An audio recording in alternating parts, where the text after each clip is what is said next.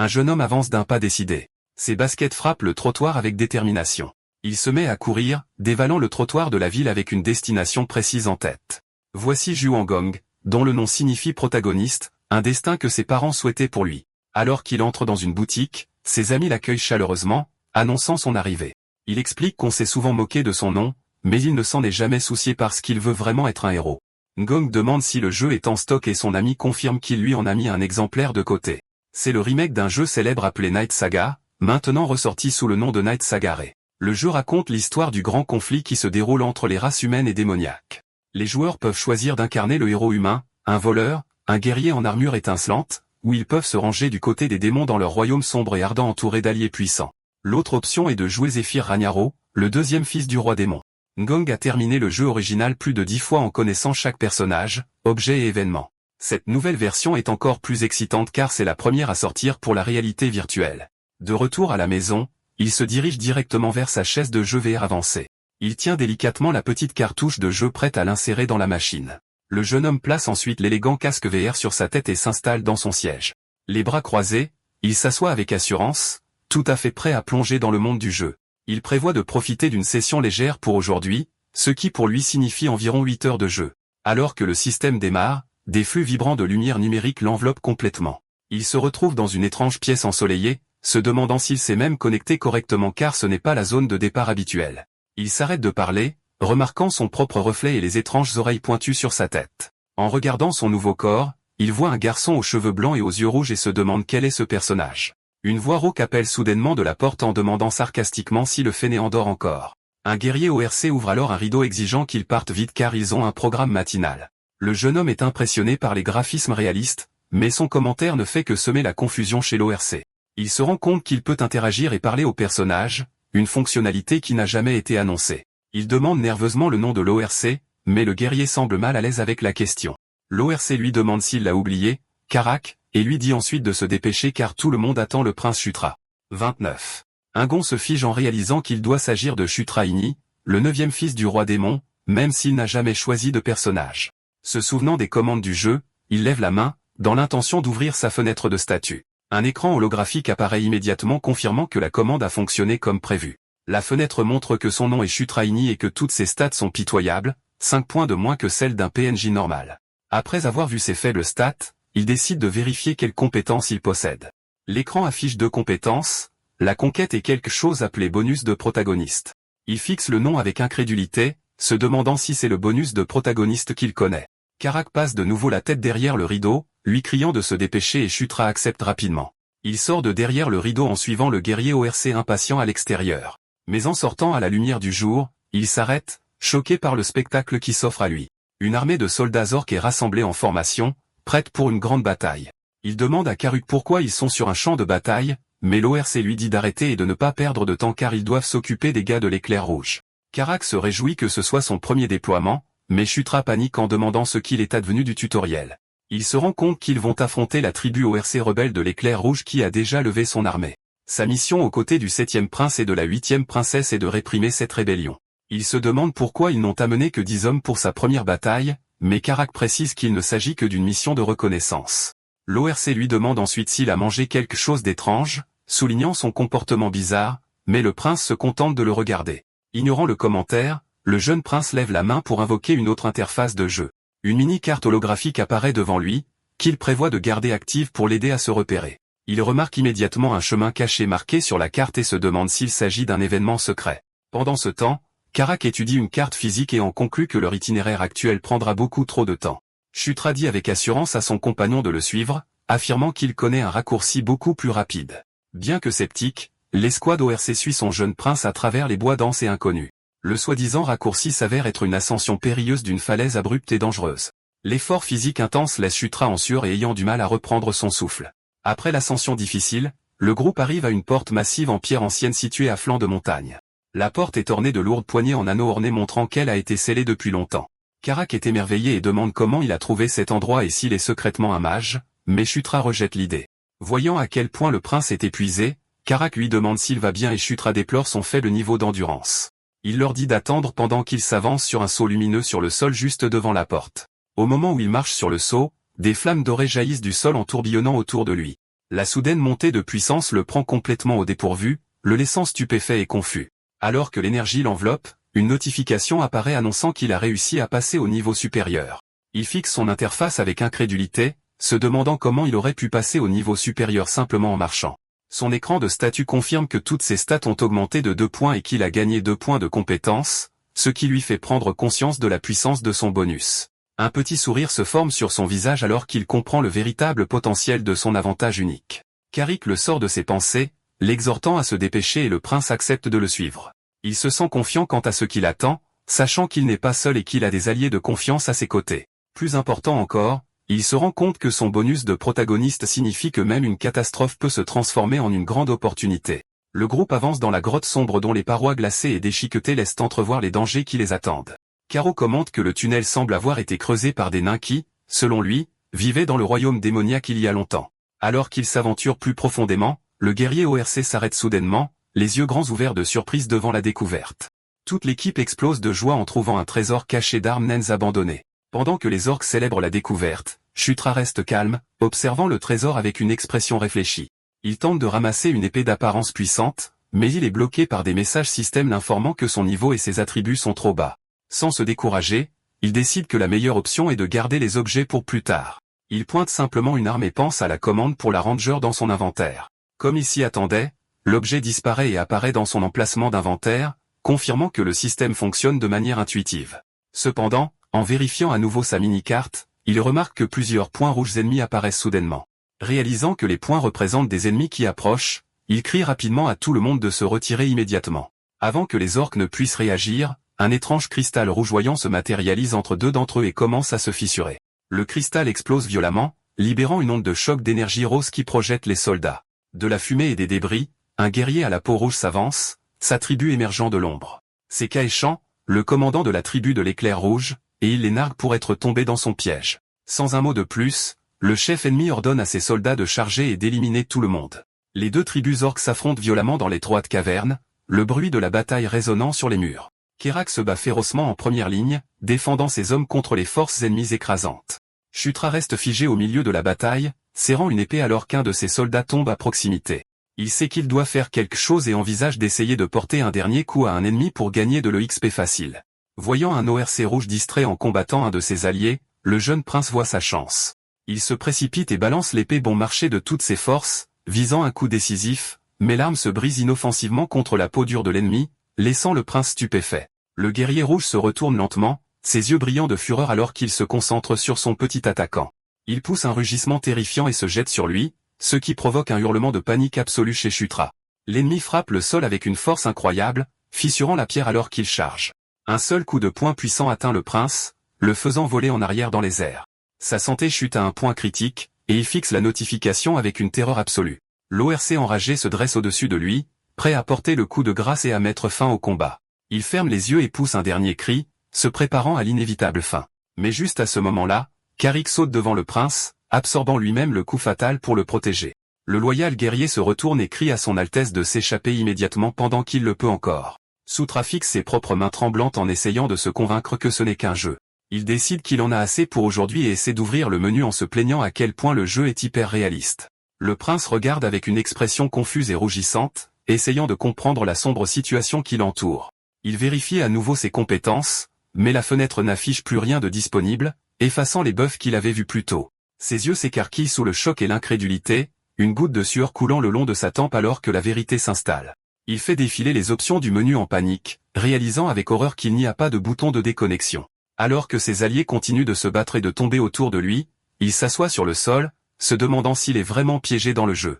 Son attention est ramenée à la bataille alors que le commandant ennemi commence à chanter et à rassembler de l'énergie magique. Kai-chan canalise un puissant sort dans son bâton, un sourire sinistre sur son visage alors que l'énergie rose crépite autour de lui. Il saute ensuite dans les airs et déchaîne toute la force de sa magie directement sur le prince sans défense. Soutra lève les yeux avec terreur, pensant désespérément qu'il ne peut pas se permettre de mourir dans cet endroit. Le souffle d'énergie destructrice le frappe de plein fouet, l'impact le consumant dans un éclair de lumière rose. Il halète son dernier souffle, son corps s'affaissant alors que sa conscience commence à s'estomper. Le commandant ennemi se tient triomphalement au loin, ayant réussi à éliminer sa cible. Une fenêtre système apparaît dans l'obscurité confirmant que la santé du prince est tombée à zéro. Au lieu de se déconnecter, il se retrouve seul dans un vaste vide bleu. Il regarde autour de l'étrange espace complètement déconcerté alors qu'il se souvient avoir été attaqué par l'ORC. Une pensée terrible lui traverse l'esprit et il se demande avec une terreur pure s'il est réellement mort. Soudain, une lumière dorée brillante brille au loin, détournant son attention de ses sombres pensées. Une voix mystérieuse résonne dans le vide, lui disant qu'il est le destin de cet endroit. Une belle figure de déesse émerge de la lumière, l'exhortant à conquérir, à subjuguer et à gouverner. Le prince est complètement stupéfait par la puissante déclaration de la mystérieuse femme. Il se détourne de la lumière aveuglante alors que sa conscience est retirée de l'étrange vide. De retour dans la caverne, la bataille acharnée entre les deux tribus orques rivales fait rage sans lui. Le nombre supérieur de la tribu de l'éclair rouge submerge rapidement les forces dépassées de Karik. Leur commandant, Kite-chan, regarde avec arrogance alors que ses guerriers dominent facilement le combat. Il se moque des intrus pour leur folie, les qualifiant soit d'ignorants, soit de carrément stupides. Alors qu'il donne l'ordre de les achever, une lumière dorée brillante jaillit soudainement dans la grotte. Le commandant regarde avec stupéfaction le prince ressuscité, se demandant comment il avait pu revenir. Shudra se tient maintenant avec confiance au milieu du chaos, son corps enveloppé d'une puissante aura dorée. Une notification système apparaît devant lui, annonçant qu'il a acquis une nouvelle compétence, la psychokinésie. Il fixe le message complètement déconcerté quant au moment ou à la façon dont il aurait pu l'apprendre. Un éclair de réalisation brille dans ses yeux alors qu'il comprend que quelque chose de fondamental a changé. Son écran de statut affiche maintenant une sous-classe qu'il n'a jamais vue auparavant appelée Chevalier de la Conquête. Le commandant ennemi rugit de fureur absolue, ordonnant à ses soldats de tuer le prince en premier. Kara ne peut que regarder avec incrédulité, ses yeux grands ouverts sous le choc en voyant son chef sain et sauf. La vue de leur prince ressuscité inspire les orques verts qui se rallient à ses côtés avec un espoir renouvelé. Ils forment un mur défensif autour de Shutra, prêt à le protéger de la horde ennemie en charge. Le jeune prince serre le manche de son épée brisée, son attention étant toujours rivée sur sa fenêtre de statut. Il lit le nom Chevalier de la Conquête, une classe dont il sait qu'elle n'a jamais existé dans le jeu original. Ses yeux brillent d'une concentration intense alors qu'il s'interroge sur la raison de tous ces changements inattendus. Il lève son poing cassé, canalisant son énergie retrouvée alors qu'un sort lui vient instinctivement à l'esprit. Ses yeux brillent d'une puissance intense alors qu'il sent les mots résonner en lui comme s'il les connaissait depuis longtemps. Il libère le sort en déclarant que le pouvoir de la conquête est le vrai pouvoir d'un roi. Une vague massive d'énergie dorée jaillit de lui, enveloppant ses alliés et les renforçant. Le système confirme l'activation de sa capacité sous la bannière du roi, renforçant tous les alliés dans la zone. Karak et les autres orques verts rugissent avec une force retrouvée, sentant la puissance parcourir leurs veines. Remplis d'une vigueur incroyable, les soldats revigorés avancent pour éliminer leurs ennemis. Les orques renforcés percent les rangs de la tribu de l'éclair rouge avec une force irrésistible et écrasante. Le champ de bataille se transforme rapidement alors que les alliés de Shutra submergent facilement leurs ennemis autrefois dominants. Les orques rouges sont complètement abasourdis par la soudaine et inexplicable poussée de force de leur ennemi. Kite-chan ne peut que regarder avec incrédulité le tour ridicule des événements qui se déroulent devant lui. Il regarde son armée se faire décimer, ses yeux tombant finalement sur la source du chaos. Le commandant réalise que le jeune prince est responsable du renversement du cours de la bataille. Dans un dernier effort désespéré, Kite-chan invoque d'énormes cristaux magiques pour attaquer directement Shutra, mais Karak intervient, brisant le sol avec un puissant coup de poing et créant un écran de fumée. Le loyal guerrier se jette ensuite en avant propulsé par la capacité de psychokinésie du prince. Shutra pointe son épée brisée, dirigeant son allié de confiance comme un missile à tête chercheuse vers le chef ennemi. Kite-chan regarde avec terreur le puissant guerrier ORC voler directement vers lui à une vitesse incroyable. Le chef ennemi essaie de protester, mais il est trop tard pour réagir ou se défendre contre l'attaque. L'attaque de Karak atterrit avec une force dévastatrice, vainquant le commandant de la tribu de l'éclair rouge. Leur chef disparu, les orques rouges restant paniquent et s'enfuient, et Shutra ordonne à ses hommes de les traquer. Une notification explique que le mérite d'un général revient toujours à son roi. Il est alors bombardé de multiples messages de niveau supérieur, une récompense pour la victoire de son général. Le prince regarde avec confusion, se demandant pourquoi son niveau a soudainement augmenté de façon si spectaculaire. Karak est également déconcerté, regardant ses mains et s'interrogeant sur la source de son nouveau pouvoir. Le jeune prince se tourne vers son loyal général, un nouveau sourire confiant sur son visage. Un flashback révèle une conversation où les actions du prince ont amené l'ORC à remettre en question son identité. Plus tard dans la nuit, de retour à leur camp, les orques victorieux célèbrent leur victoire inattendue. Shutra, cependant, est assis seul dans sa tente et cherche frénétiquement un moyen de se déconnecter du jeu. Il essaie de se calmer en considérant les deux possibilités les plus probables pour sa situation.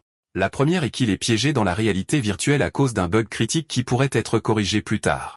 La deuxième possibilité, bien que cela paraisse fou, lui semble de plus en plus plausible. Il pourrait avoir été transporté dans un monde qui est soit le jeu lui-même, soit un monde très similaire.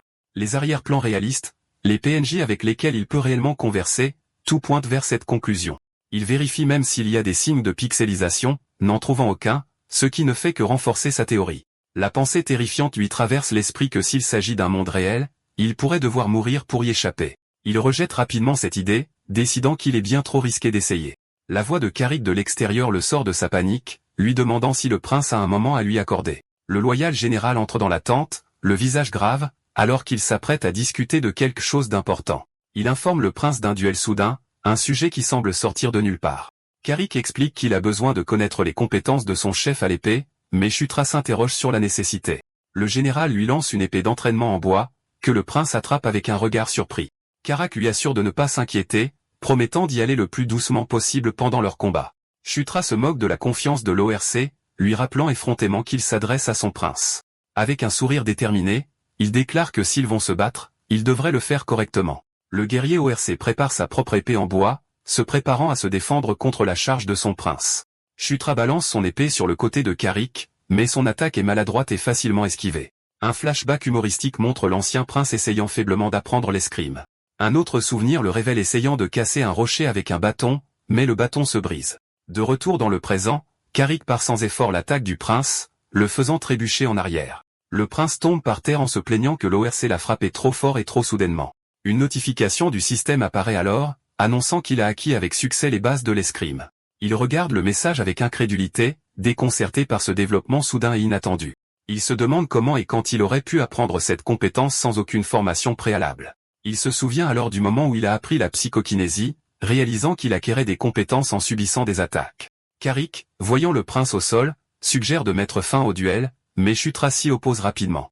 Le prince tape du pied sur le sol, un sourire confiant et déterminé sur son visage. Il déclare qu'il ne fait que commencer, prêt à mettre sa nouvelle compétence à l'épreuve.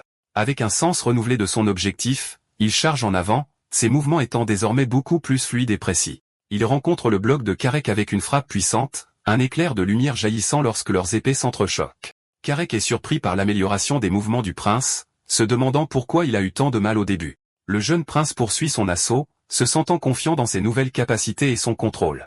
Il continue d'échanger des coups avec le guerrier ORC, beaucoup plus grand et plus expérimenté. Chutra atterrit avec grâce après un échange, sa posture étant désormais solide et ses mouvements nets. Il sourit à son compagnon, soulignant que le combat est devenu beaucoup plus facile à gérer pour lui maintenant. Le prince demande ensuite à Kerak quel est son niveau actuel et l'ORC se souvient qu'il est d'environ 21. Chutra ouvre nonchalamment sa propre fenêtre d'état, avec un regard confiant sur son visage.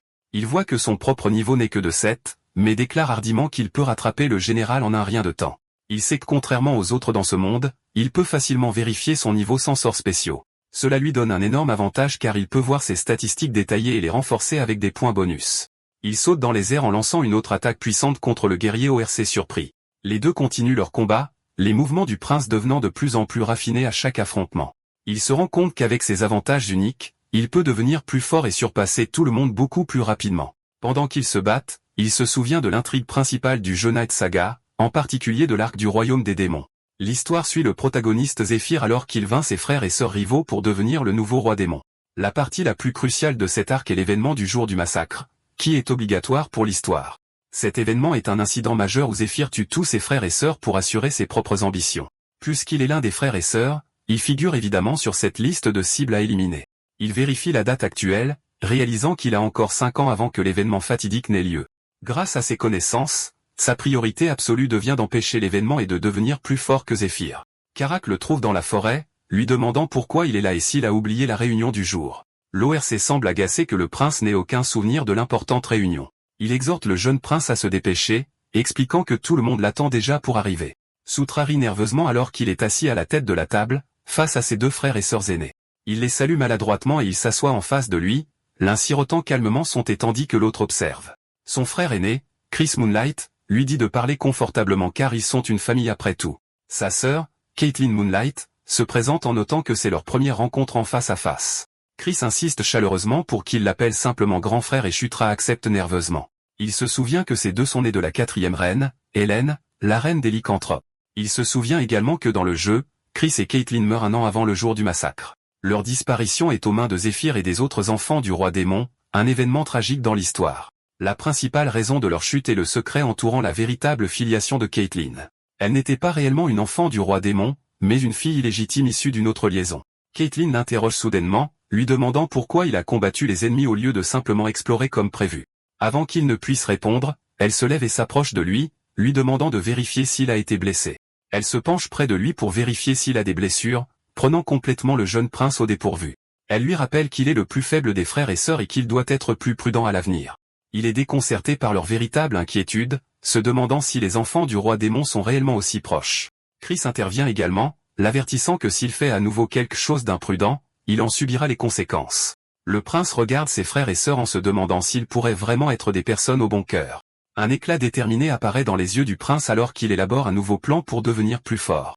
Il se souvient que les lycanthropes sont connus pour avoir de nombreux utilisateurs d'aura et pense qu'il peut la prendre facilement. Il se tourne vers son frère aîné Chris, croisant son regard avant de faire une demande très étrange. Avec un sourire narquois et des yeux brillants, il demande à son frère de le frapper avec sa puissante aura. Chris et Caitlin le regardent avec des expressions de pur choc et d'incrédulité totale. Quelque temps plus tard, de retour au camp principal, la guerre contre la tribu Red Lightning bat son plein. Une bataille acharnée se déroule avec des guerriers des deux camps qui s'affrontent dans un combat désespéré pour la survie. Le champ de bataille est un gâchis chaotique d'explosions et de soldats tombés des deux armées. Un grand guerrier ORC en armure affronte à lui seul plusieurs petits ennemis à la peau rouge. Il dévie facilement leurs attaques, les envoyant voler avec son immense force et son habileté. Un seul coup de poing puissant du guerrier suffit à fracasser le visage d'un ennemi à l'impact. L'ORC rouge hurle de douleur et de choc, complètement dépassé par la puissance brute de son adversaire. Le guerrier porte alors un coup dévastateur au sol, envoyant une onde de choc qui décime ses ennemis. Un général à la peau rouge rugit de fureur, ordonnant à ses hommes de tous les tuer et offrant une récompense. Les orques verts répondent par leurs propres cris de guerre, prêts à affronter la nouvelle attaque ennemie. Shutra se retrouve soudainement de retour dans le vide mystérieux, complètement retiré de la bataille en cours. La figure divine d'avant réapparaît, sa présence rayonnant une immense puissance divine. Il voit alors deux silhouettes obscures se matérialiser derrière lui. Leur identité est un mystère total pour lui. Il se demande qui sont ces nouveaux personnages car il est certain qu'ils n'ont jamais existé dans le jeu original. La déesse pose sa main sur son épaule. Le prince se réveille soudainement, une lumière vive consumant sa vision pendant un bref instant. Il se redresse momentanément désorienté par le retour brutal à la conscience depuis l'étrange vide. Il se retrouve dans son lit, le soleil du matin entrant dans sa tente par l'entrée. Il se prend la tête se demandant si toute cette expérience n'était qu'un étrange rêve dans le jeu. Le visage de Karak apparaît soudainement juste devant lui, surprenant le prince et le faisant crier.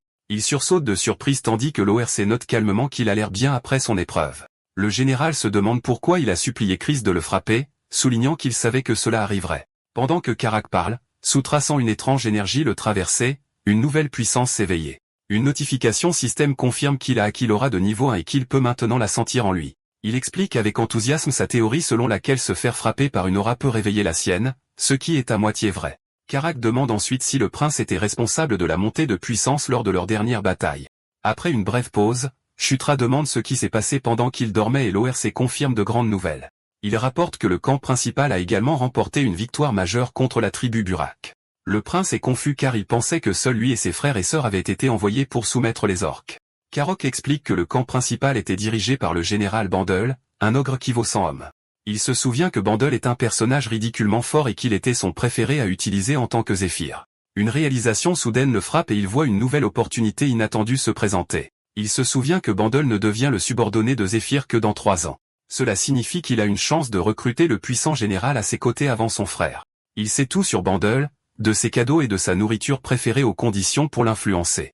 La seule façon d'influencer Bandel est de le vaincre dans une bataille en tête-à-tête, un défi auquel il est maintenant prêt.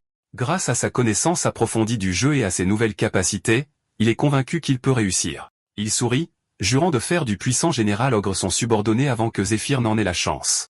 De retour à la base de Caitlin, une nouvelle journée commence et les frères et sœurs vont avoir une grande surprise. Chris n'arrive pas à croire que son jeune frère ait réussi à maîtriser le stade de base de l'aura en une seule journée. Shutra explique fièrement qu'il a mis tous ses points de statistiques dans l'aura, ce résultat était donc attendu. Il précise en outre que l'aura améliore la capacité physique globale, ce qui en fait un meilleur investissement à long terme. Son frère aîné est toujours émerveillé, se demandant si cette croissance incroyable est due à son héritage Gandharva.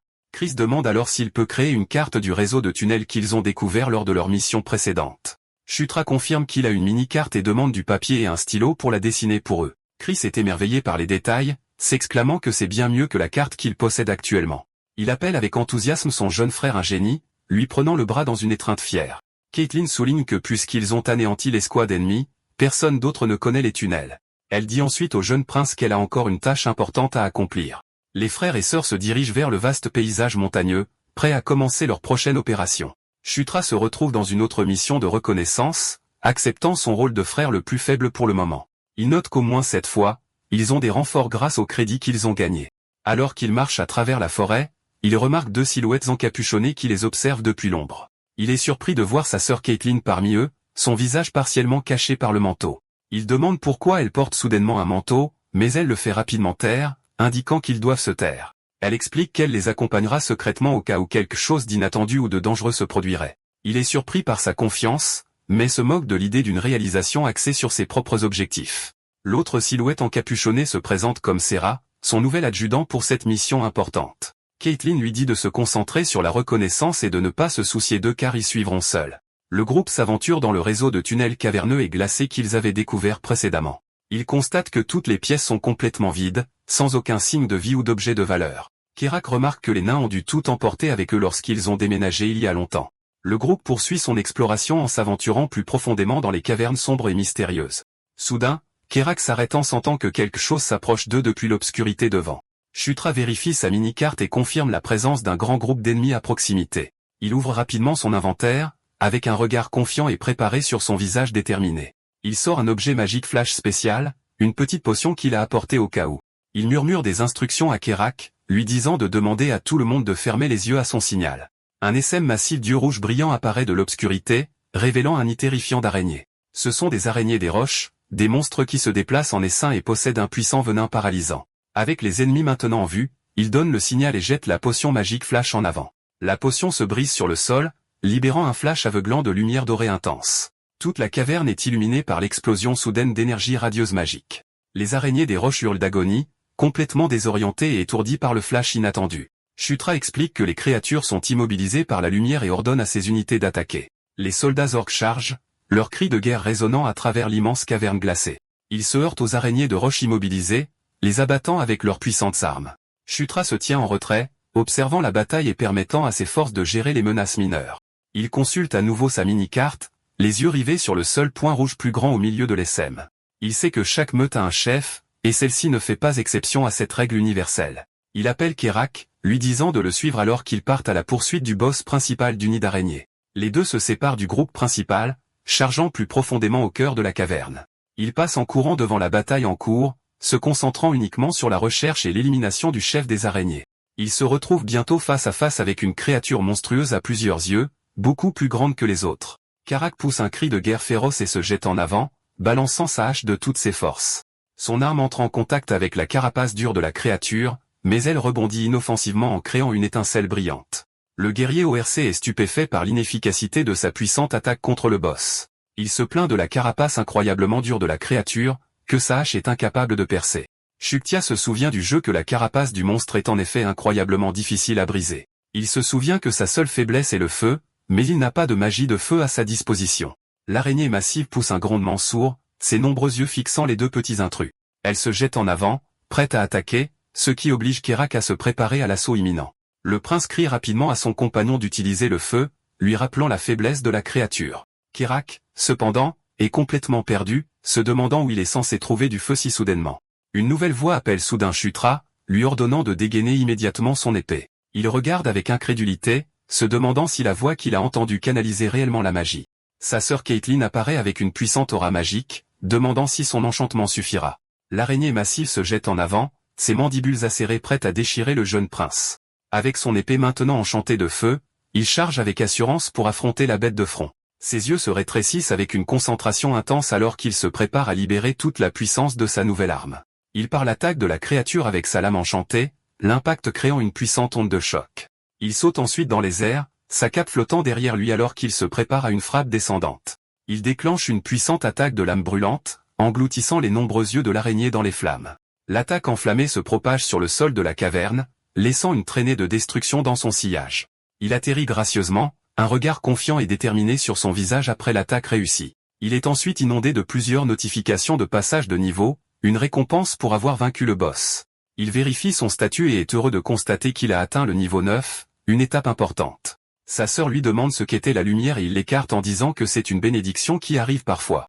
Il explique que c'est une bénédiction du Gondarva, un mensonge rapide pour dissimuler ses capacités uniques. Elle demande ensuite comment il savait comment gérer les araignées et il prétend avoir lu à leur sujet dans un livre. Karak attire soudain son attention en pointant vers une nouvelle découverte plus profondément dans la grotte. Il trouve une porte massive ornée intégrée au mur de la caverne, une structure qui semble déplacée. Le groupe traverse prudemment la porte et pénètre dans une grande chambre éclairée par des torches et au-delà de celle-ci. Le prince reconnaît le design de la chambre, un spectacle familier de son temps passé à jouer au jeu. Il se rend compte qu'ils sont tombés sur un portail de ville, une découverte qui ouvre de nouvelles possibilités. Karak lui demande s'il sait ce qu'est le portail, mais Shutra prétend qu'il a juste une intuition à ce sujet. Il note que la conception du portail est définitivement naine, un détail qui confirme ses soupçons. Il se souvient n'en avoir jamais vu en jouant en tant que Zéphyr, mais en avoir vu quelques-uns en tant que personnages de héros. Il se souvient que les portails sont activés en les infusant d'une quantité suffisante de magie. Il dit à sa sœur qu'il pense que l'appareil est un portail, une déclaration qui la surprend clairement. Serra est d'accord avec l'évaluation du prince et Caitlin demande s'ils savent où cela mène.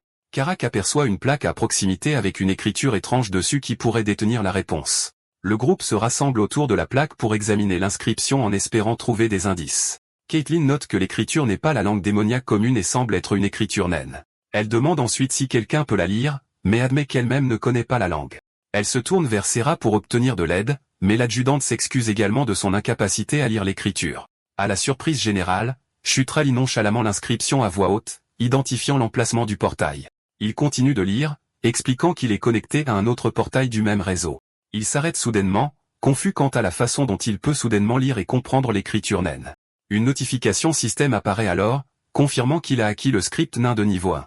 Karak est émerveillé par la nouvelle capacité du prince et Shutra ne peut que confirmer qu'il semble qu'il le puisse. Serra demande également quand il a appris la langue et Caitlin lui demande de lire la suite. Il explique que l'inscription dit que cela fonctionnera s'il met de la magie dans l'appareil. Il demande ensuite à sa sœur d'infuser le portail de magie, mais elle lui dit de le faire lui-même. Il admet timidement qu'il n'est pas très doué pour ça, un mensonge pour cacher le fait qu'il ne peut pas utiliser la magie. Caitlin accepte à contre-cœur et infuse le portail de sa magie, le faisant s'activer. Le portail brille d'une lumière bleue éthérée brillante alors que l'énergie magique le traverse. Une carte holographique de la zone environnante se matérialise, montrant la chaîne de montagnes Jishuka. Shutra indique le emplacement actuel et la position du portail connecté sur la carte. Karik souligne que la force principale de la tribu des éclairs rouges se trouve devant cette chaîne de montagnes. Caitlin décide de s'arrêter pour la journée, ayant besoin de discuter du nouvel avantage stratégique avec son frère. De retour au camp, Chris est ravi de la découverte du portail, une trouvaille qui change la donne. Il embrasse avec enthousiasme son jeune frère, le qualifiant de porte-bonheur pour leur force. Il propose de faire n'importe quoi pour lui en récompense, une promesse que le jeune prince accepte rapidement. Shutra essaie de refuser, mais son frère insiste, voulant le récompenser à la fois en tant que famille et en tant que chef. Après un bref moment d'hésitation, le prince décide de profiter de l'offre généreuse de son frère. Il fait une grande demande, quelque chose auquel il pense depuis un certain temps maintenant pour devenir plus fort. Il demande à son frère aîné de lui enseigner l'art martial légendaire du poing de Dieu bête. Chris est stupéfait par le silence devant la nature inattendue et sérieuse de la demande de son jeune frère. Shutra explique que comme son niveau est trop bas pour les armes, il veut apprendre des techniques puissantes. Le poing de Dieu bête est un puissant art martial de rang S transmis à travers la famille royale des lycanthropes. Il sait que c'est une grosse demande et commence à revenir sur ses pas, pensant que son frère refusera la demande. À sa surprise, Chris accepte de lui enseigner, un large sourire se répandant sur le visage du prince. Cependant, il précise qu'il ne peut pas lui enseigner les techniques secrètes de l'art martial. Au lieu du poing de Dieu bête, il propose d'apprendre à son jeune frère à utiliser correctement l'aura. Shutra est sans voix face à cette offre, un mélange de surprise et d'excitation sur son jeune visage. Voyant son silence, Chris suppose qu'il n'aime pas l'offre, mais le prince le rassure rapidement. L'accord étant conclu, Chris prend un air sérieux et s'adresse à son jeune frère. Il lui demande s'il peut le considérer comme un autre petit frère, tout comme Caitlin. Le prince est surpris par cette question sincère, réalisant le poids des mots de son frère. Il comprend qu'il s'agit d'une étape importante dans leur relation, un signe de véritable acceptation. Il réalise vite que c'est une bonne offre et accepte cette nouvelle dynamique familiale. Les deux frères se serrent la main, scellant leur nouvelle alliance d'une poigne ferme et déterminée. Caitlin observe la scène avec un sourire chaleureux, heureuse de voir ses deux frères enfin se rapprocher. Shutra déclare qu'ils feront de leur mieux ensemble, prêts à affronter tous les défis à venir. Une notification du système confirme qu'une alliance normale a été formée avec ses deux frères et sœurs. Le statut de l'alliance est encore basique, mais c'est une première étape cruciale pour leur avenir. Le soleil se couche sur les montagnes, projetant une chaude lueur orange sur tout le paysage. Pendant ce temps, dans la garnison de la tribu des éclairs rouges, un nouveau complot sinistre se trame. Les soldats orques rouges montent la garde, leurs expressions sombres et leurs armes prêtes. Un nouvel ORC à l'air puissant s'adresse à ces hommes, un sourire rusé et cruel sur son visage. Il mentionne leur chère princesse, laissant entendre qu'ils ont un captif caché dans leur camp. Dans une tente sombre éclairée à la bougie, une jeune femme est ligotée par des chaînes magiques, une prisonnière impuissante. Sutra examine ses stats, remarquant que son charisme est à la traîne par rapport à tous ses autres attributs. Il se souvient qu'au début, toutes ses stats augmentaient de 2, mais maintenant le charisme n'augmente que d'1. Il se demande pourquoi son charisme augmente plus lentement, se souvenant d'un détail clé du jeu original. Dans Night Saga, l'apparence et le charisme étaient 2 stats distinctes, chacune ayant une fonction différente. Il rejette cette pensée, se disant que c'est logique compte tenu de sa croissance rapide dans d'autres domaines. Plus important encore, il est sur le point d'atteindre le niveau 10, une étape cruciale pour tout personnage du jeu. Il se souvient que lorsque les personnages principaux atteignaient le niveau 10, leurs compétences uniques augmentaient également. La voix de Karak interrompt ses pensées, annonçant que tout le monde est prêt à partir en mission. Le prince acquiesce, un sourire confiant et enthousiaste sur son visage alors qu'il se prépare pour la prochaine bataille. Karak remarque sa bonne humeur, mais Chutra l'ignore en cachant sa véritable excitation. Ils sortent tous les deux de la tente, prêts à mener leur force au combat une fois de plus. Ils se tiennent devant leur armée assemblée. Les soldats orques prêts et attendant leurs ordres. Avec un regard déterminé, le prince donne l'ordre et toute l'armée commence à avancer. Ils se dirigent vers l'entrée d'une grotte sombre et menaçante, le chemin vers leur prochaine bataille majeure. À l'intérieur de la grotte, des soldats lycanthropes sont déjà engagés dans une bataille acharnée contre les monstres locaux. Les guerriers ressemblant à des loups se battent avec une férocité incroyable, ouvrant un chemin vers la porte ornée à l'intérieur. Le groupe principal arrive à la chambre du portail, prêt à commencer la prochaine phase de son opération. 2 mages lycanthropes encapuchonnés sont déjà là, inspectant le portail pour s'assurer qu'il est sûr à utiliser. Ils confirment que le portail se connecte à l'affluent SK, comme le prince l'avait prédit. Ils assurent également au groupe que le portail fonctionne correctement, un témoignage du savoir-faire des nains. Le portail étant confirmé sûr et opérationnel, Chris donne l'ordre de passer à l'action. Les 2 mages commencent à activer le portail, canalisant leur magie dans l'ancien appareil. Le portail s'active, révélant un passage scintillant vers un autre endroit dans les montagnes. Sutra fixe le portail, un mélange de crainte et d'excitation sur son jeune visage déterminé. Il se dit que c'est incroyable de voir l'un de ces portails dans la vraie vie, et pas seulement dans un jeu. Sa sœur l'appelle, l'exhortant à se dépêcher et à les rejoindre alors qu'il se prépare à passer à travers.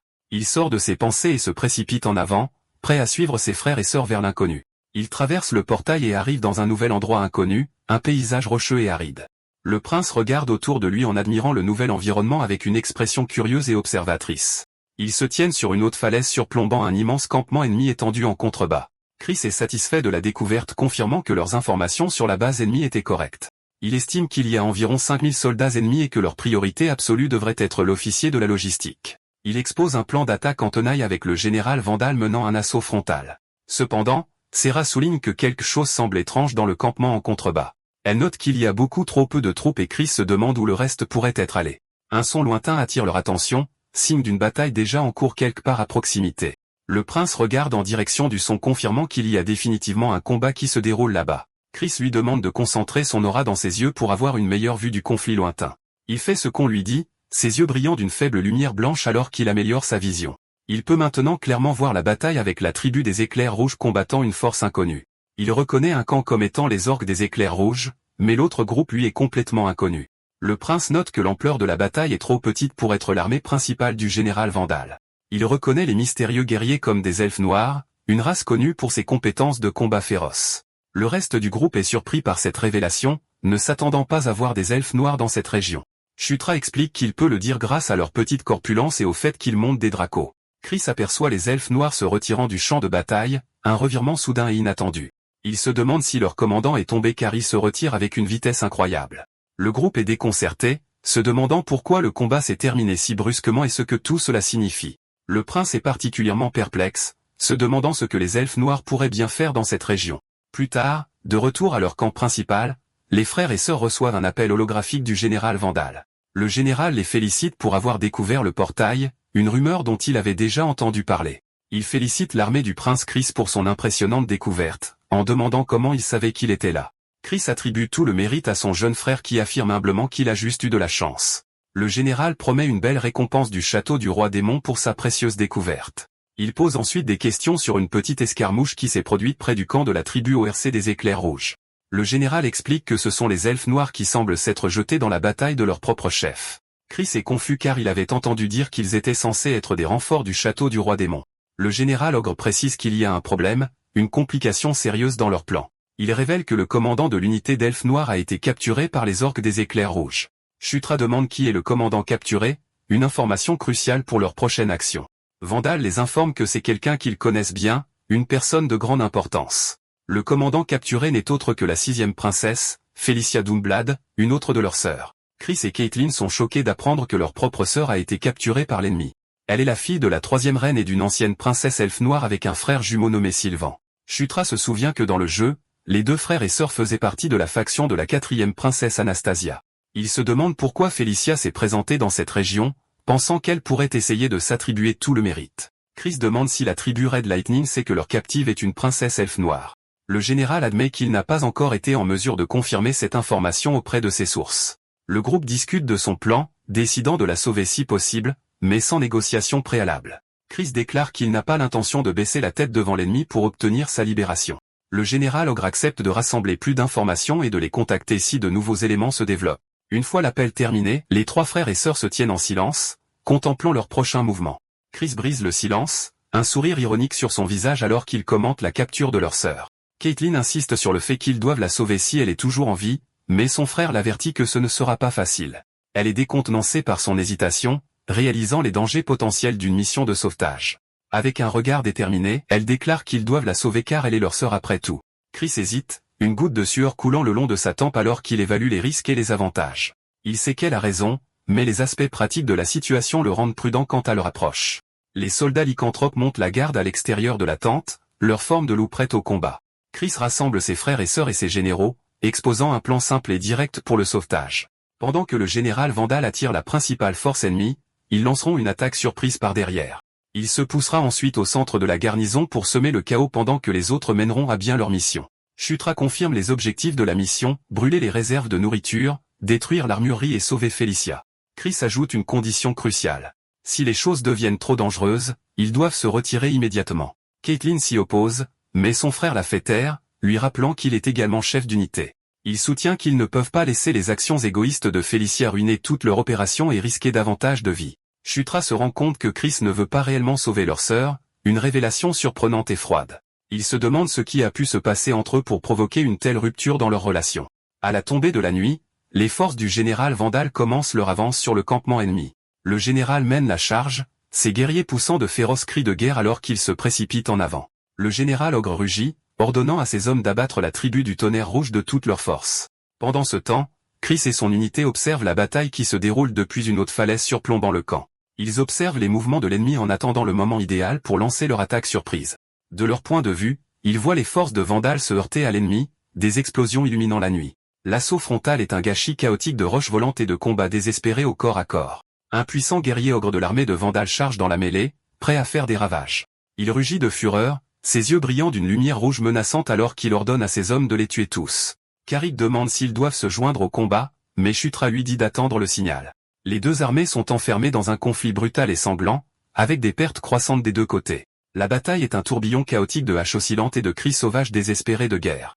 Un grand guerrier ogre blindé de l'armée de Vandal tient bon face à la horde ennemie. Le général observe la bataille attentivement, son expression sombre et sa concentration inébranlable.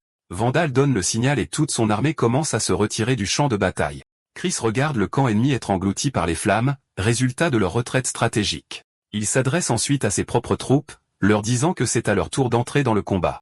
Les frères et sœurs se tiennent prêts, leur visage déterminé alors qu'ils se préparent à mener leurs forces au combat. Ils dévalent la falaise, leurs soldats les suivant de près avec de féroces cris de guerre.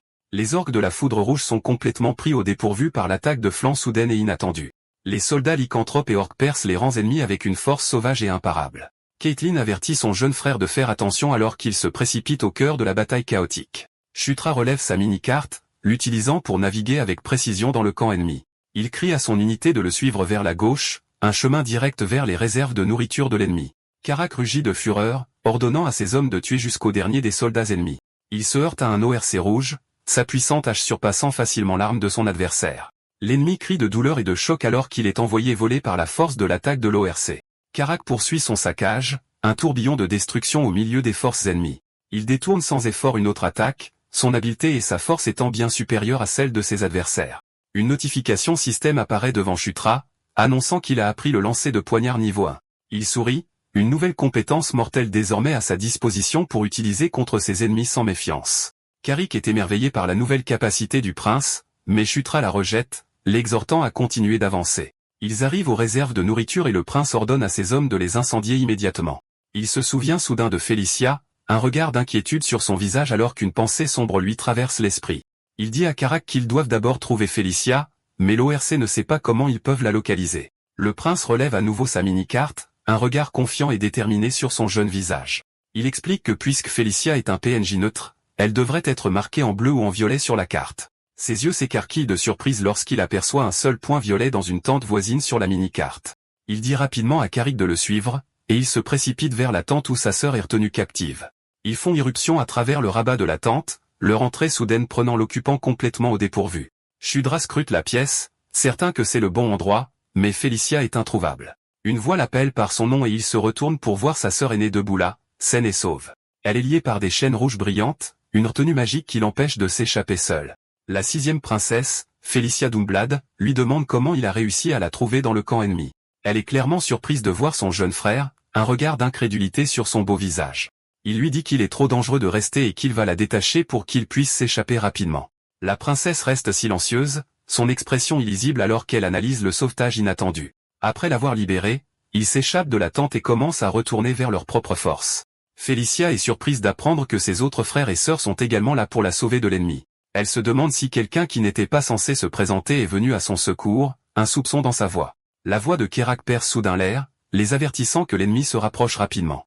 Shutra saisit rapidement la main de sa sœur, l'exhortant à le suivre en sécurité alors qu'il s'enfuit. Elle est surprise qu'il utilise soudainement le terme familier frangine, signe de l'évolution de leur relation. Il continue de la guider à travers le champ de bataille chaotique, se concentrant uniquement sur sa mise en sécurité. Felicia crie soudainement un avertissement, les yeux écarquillés de terreur en apercevant une nouvelle menace. Un soldat ennemi apparaît derrière Shutra et lui assène un coup puissant, le faisant tituber vers l'avant. Il halète de douleur, un filet de sang coulant de sa bouche alors que l'attaque le prend au dépourvu.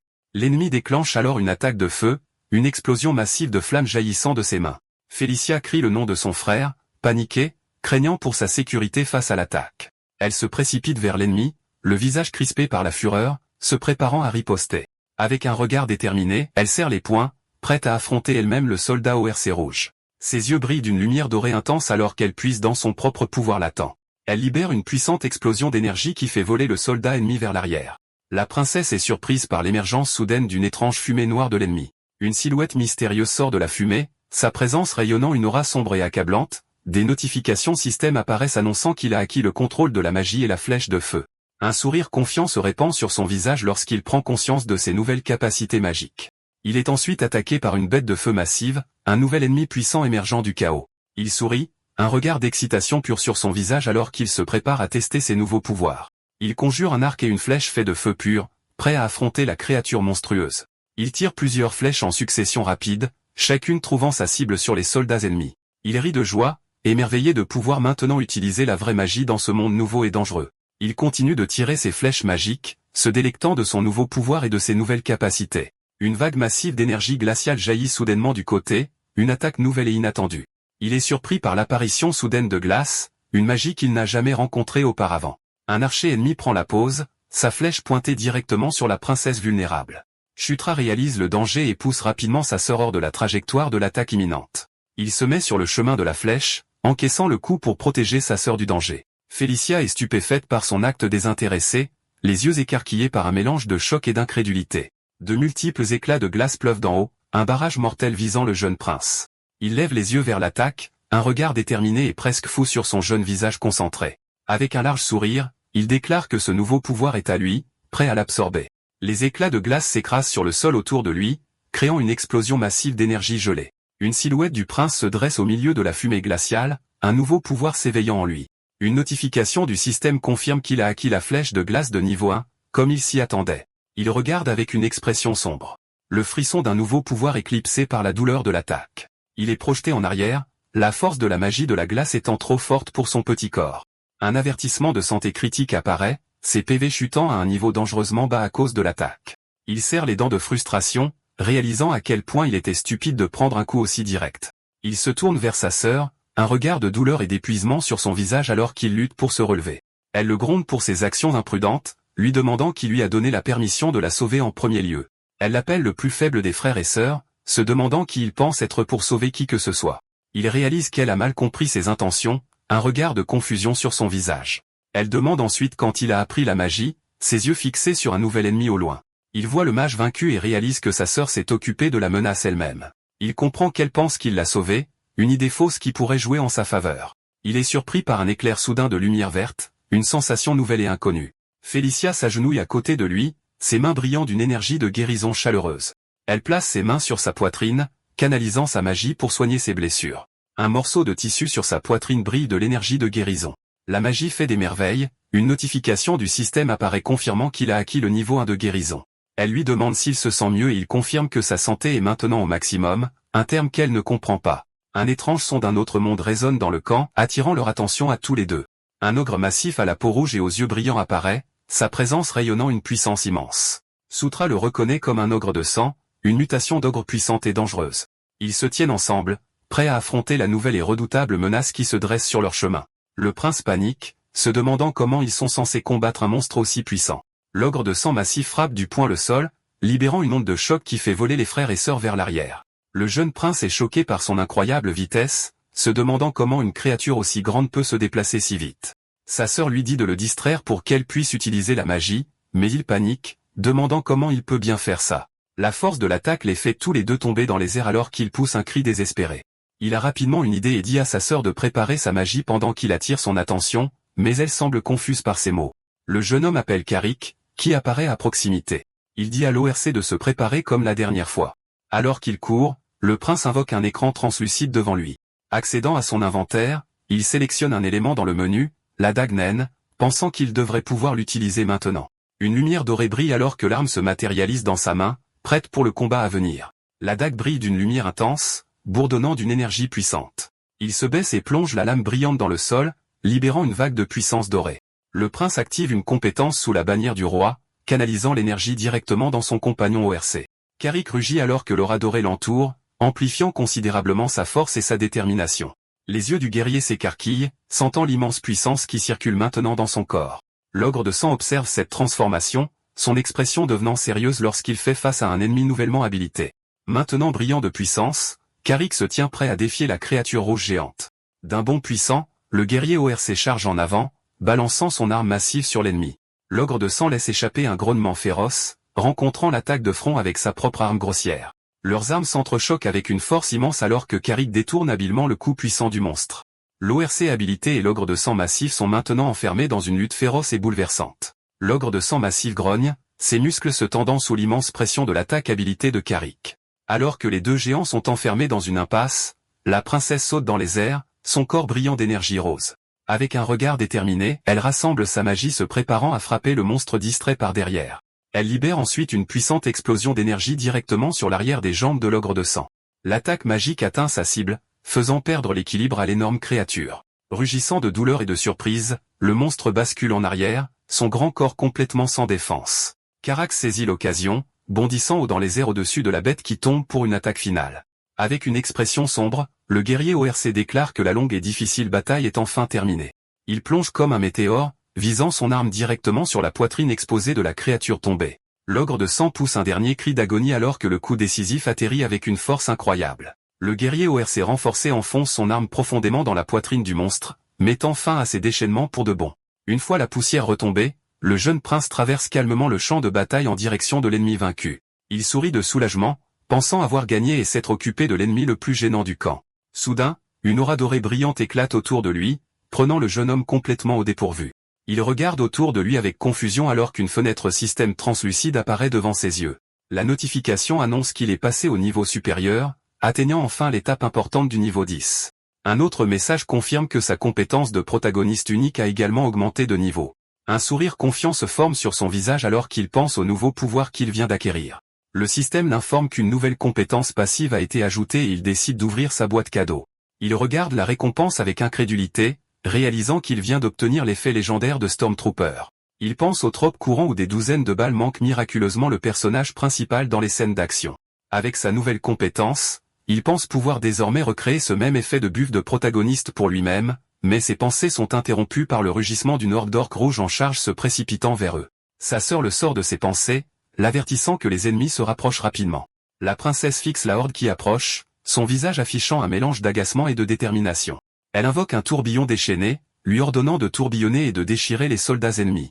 Le jeune prince reste ferme alors que les vents puissants passent devant lui, un air de surprise sur son visage. Il observe attentivement son pouvoir, réalisant que ce qu'elle vient de déchaîner n'est pas de la magie ordinaire. Il voit des papillons mitriels danser dans le vortex et comprend qu'elle commande un esprit. Il se souvient que Félicia était une utilisatrice d'esprit né, un trait des elfes, même des elfes noirs corrompus. Il la regarde contrôler sans effort la puissante tempête, ses ennemis étant complètement impuissants à l'intérieur. Une pensée malicieuse lui traverse l'esprit alors qu'il se demande s'il pourrait essayer d'attaquer l'esprit lui-même. Soudain, une fusée de signalisation jaune vive traverse le ciel, explosant au-dessus du camp. Les guerriers orques sur le champ de bataille s'arrêtent et lèvent les yeux vers le signal lumineux de leur général. Carrick demande ce que signifie la fusée éclairante et le prince explique que le jaune est le signal de la retraite. Le jeune homme s'inquiète immédiatement, se demandant si quelqu'un est en grave danger ailleurs. Carrick demande ses ordres et le prince lui dit de diriger les troupes et de se replier comme ordonné. Il déclare ensuite son intention d'aller retrouver leur sœur Caitlin, choquant son fidèle subordonné. Carrick proteste en disant qu'il accompagnera le prince, mais le jeune homme insiste pour qu'il suive l'ordre de retraite. Juste à ce moment-là, Félicia s'avance et dit qu'elle accompagnera son frère, laissant Carrick sans voix. La princesse déclare qu'elle n'aime pas avoir des dettes et qu'elle veut avoir une chance de le rembourser pour lui avoir sauvé la vie. Carrick ajoute qu'il a aussi son propre compte à régler avec les soldats ennemis. Le guerrier ORC finit par céder en disant au prince de faire attention pendant qu'il attend. Le jeune homme est d'accord. Alors qu'il marche, elle s'interroge sur la nécessité de vérifier Caitlin. Il cite l'ordre de retraite suspect. Sa sœur le regarde alors intensément, lui demandant s'il s'inquiète réellement pour Caitlin. Il affirme qu'il est naturel pour les frères et sœurs de s'inquiéter, même s'il la considère secrètement comme une alliée précieuse. Félicia considère silencieusement sa réponse avec une expression réfléchie, presque sceptique. Il se ferait un chemin à travers le campement ennemi désormais chaotique et ravagé par la guerre sous le ciel étoilé. Pendant ce temps, dans une autre partie du camp, une horde d'orques rouges pousse un rugissement furieux alors qu'ils chargent. Leur cible est Caitlin, qui reste seule face au nombre écrasant d'ennemis. Son regard est vif et concentré, ne montrant aucune crainte alors qu'elle se prépare pour la bataille intense à venir. Elle déclenche une série de puissantes décharges d'énergie, stoppant la première vague d'attaquants. Les orques rugissent de douleur alors que les explosions éclatent autour d'eux, mais d'autres soldats continuent d'avancer. Un ennemi lance une arme, mais elle esquive facilement l'attaque, ses mouvements étant fluides et précis. Elle invoque alors une lame brillante d'énergie pure, se préparant à passer à l'offensive. D'un puissant coup, elle déclenche une vague d'énergie en forme de croissant qui traverse plusieurs orques. Juste à ce moment-là, le prince et Félicia arrivent et trouvent Caitlin victorieuse parmi les ennemis tombés. Il observe la scène avec un sourire de soulagement, réalisant qu'il n'y avait jamais eu besoin de s'inquiéter. Caitlin se tourne vers eux et exige de savoir pourquoi il est venu ici au lieu de suivre l'ordre de retraite. Elle semble sincèrement confuse par son explication confuse selon laquelle il est venu l'aider. Les frères et sœurs se tiennent ensemble, leur présence intimidante alors qu'ils se préparent à quitter le camp ennemi. Caitlin court soudainement vers l'avant et serre Félicia dans ses bras, prononçant son nom avec soulagement. Elle exprime à quel point elle est heureuse de voir que sa sœur est en sécurité après avoir été capturée par l'ennemi. Félicia rougit légèrement en lui disant qu'elle s'inquiète trop de choses inutiles. Le prince observe leur interaction avec un petit sourire, remarquant à quel point ils semblent bien s'entendre. Il vérifie rapidement sa carte, voyant les forces ennemies se rapprocher de leur position.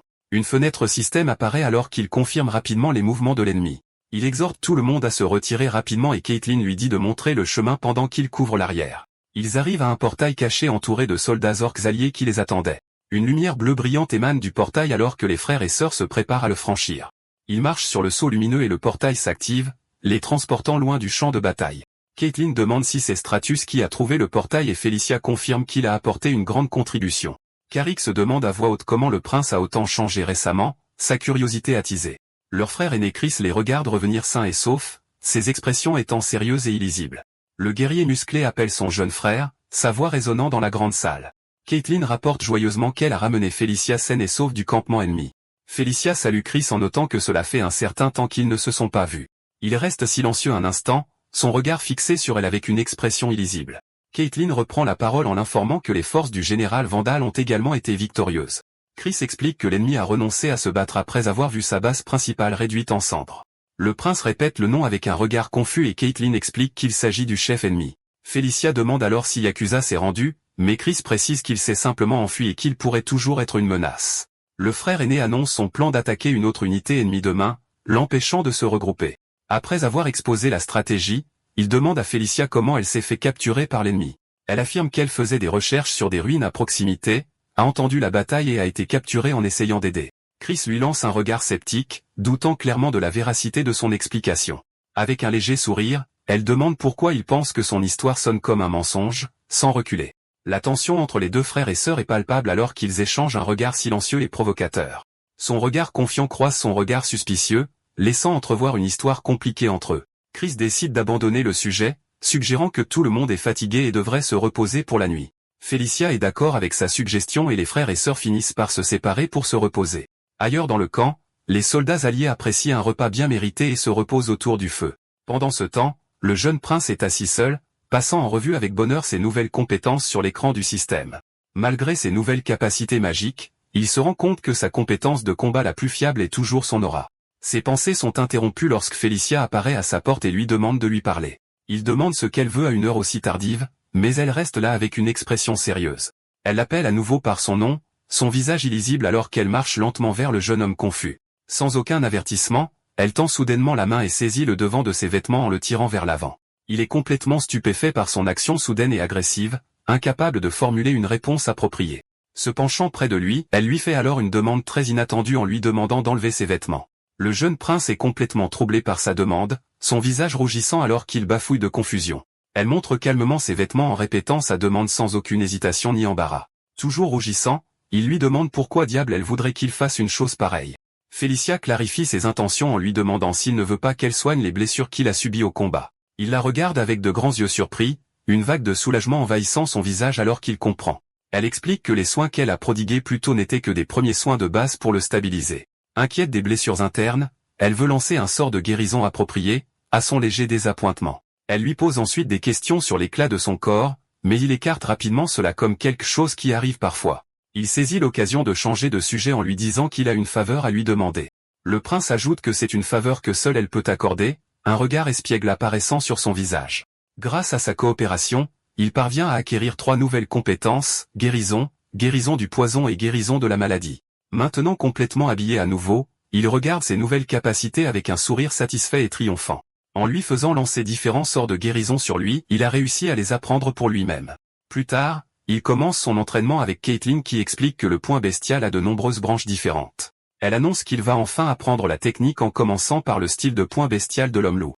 Un emblème bleuoyant d'un loup-garou apparaît, symbolisant l'art martial des lycanthropes. Ce style spécifique est le fondement du point divin bestial plus avancé, ce qui en fait une leçon cruciale. Caitlin explique que la technique utilise à la fois l'aura interne et externe et la leçon d'aujourd'hui se concentrera sur le contrôle de l'aura interne. Il ferme les yeux comme demandé, concentrant sa concentration alors qu'une aura bleue et violette commence à briller autour de lui. Avec une concentration intense, il puise avec succès dans son énergie interne, ressentant le flux de sa propre aura. Il visualise son aura, le pouvoir même de la vie qui traverse ses mains et ses pieds comme un éclair. Cette énergie est infiniment proche du pouvoir de l'âme et, lorsqu'elle est poussée à sa limite, elle peut ne faire qu'un avec elle. Alors qu'il maîtrise ce contrôle, une notification du système apparaît soudainement devant lui, annonçant une nouvelle compétence passive. Il est surpris de voir qu'il a acquis un corps de protagoniste, une compétence dont il n'a jamais entendu parler auparavant. La description de la compétence révèle qu'elle augmente considérablement l'efficacité de l'entraînement et débloque de nouveaux traits lors de la montée de niveau. Il est complètement choqué de réaliser qu'il vient d'obtenir une autre compétence de triche incroyablement puissante. Il la compare aux compétences passives de ses rivaux, réalisant que sa nouvelle capacité est tout aussi puissante. Il comprend que cette compétence évolue en ajoutant des fonctions complètement nouvelles à chaque fois qu'elle monte de niveau. Un sourire confiant et légèrement méchant se répand sur son visage alors qu'il pense aux possibilités. Il serre les poings en ressentant un frisson exaltant, croyant que c'est le véritable pouvoir d'un protagoniste. Caitlin le sort de sa rêverie en le grondant pour avoir perdu sa concentration. Il s'excuse rapidement pour la distraction.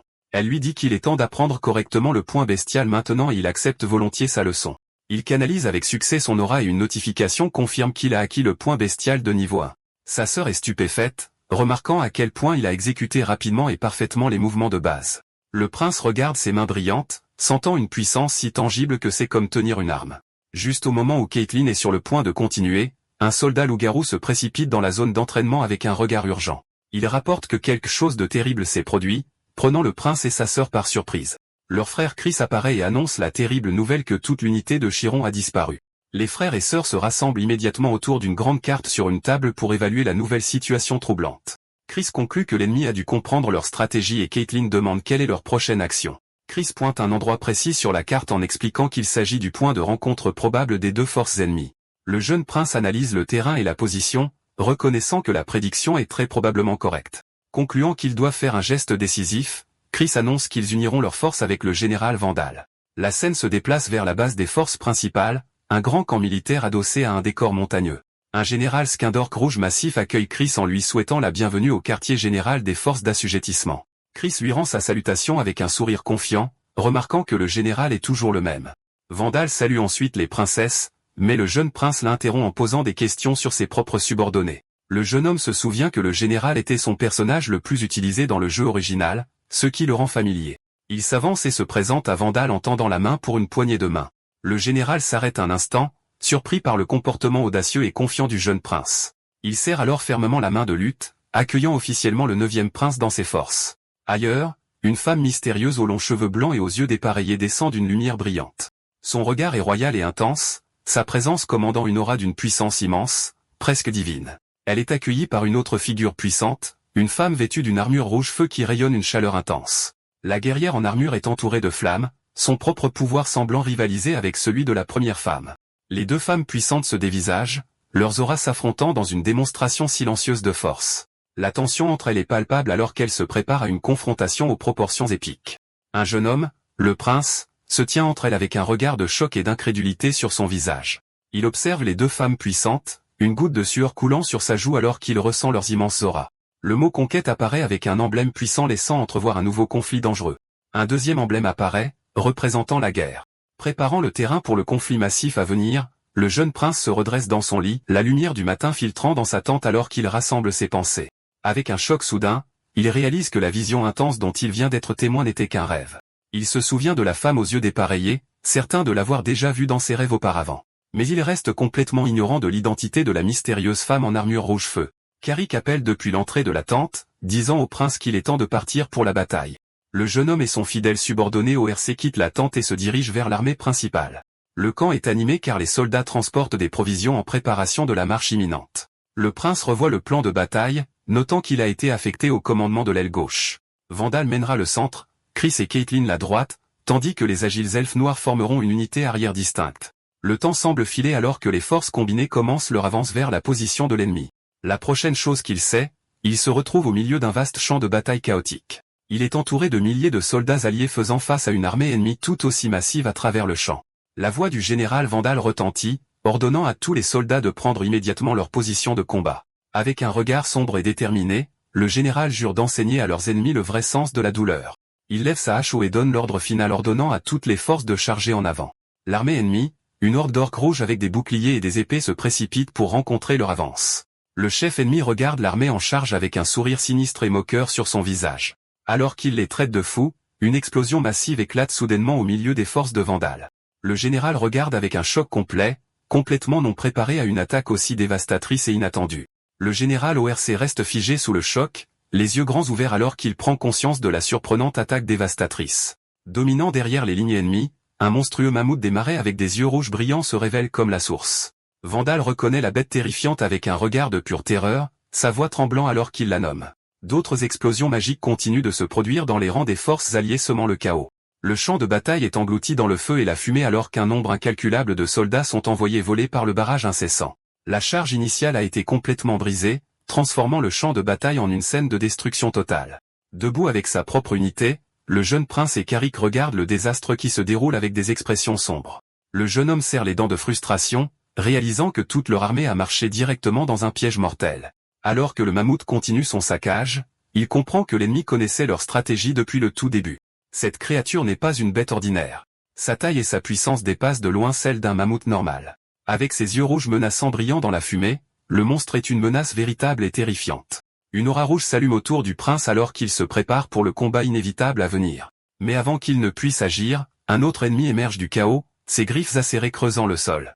Une nouvelle vague de guerriers reptiliens, des hommes lézards armés d'épées se joignent à la bataille contre les forces alliées. Les soldats orques alliés regardent avec horreur cet ennemi nouveau et inattendu apparaître sur le champ de bataille. Le prince tourne la tête, ses yeux s'écarquillant alors qu'il voit les hommes lézards charger vers leur position. Les soldats reptiliens percent les rangs désorganisés ajoutant au chaos sans cesse croissant. Un homme lézard féroce saute directement vers le prince, sa bouche ouverte dans un rugissement terrifiant.